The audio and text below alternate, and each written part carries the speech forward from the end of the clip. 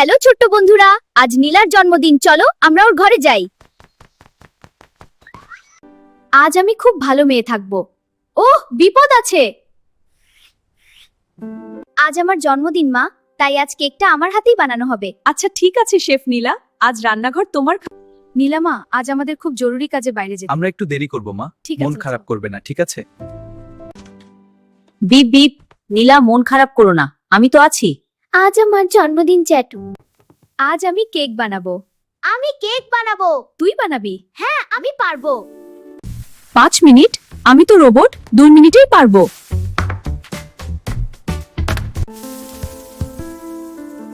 চিনি ঢালছি, আরে লবণ আর মরিচ পড়ছে। শুভ জন্মদিন। তোমার রোবট কোথায়? ও আমার জন্য কেক বানাচ্ছে। চক, কেক নাচছে কেন? কারণ ওরও জন্মদিন। এইটা কেক না, এটা তো শাস্তি। ভুল হয়ে গেছে, কিন্তু হাসিটা ঠিক হয়েছে। হ্যালো ছোট্ট বন্ধুরা, তোমাদের যদি নীলা আর আমার গল্প ভালো লাগে তাহলে প্লিজ প্লিজ আমাদের চ্যানেলটা সাবস্ক্রাইব করো। ভিডিওটা কেমন লাগলো সেটা কমেন্ট করে জানাও। তাহলে আবার দেখা হবে নতুন গল্পে। Bye bye.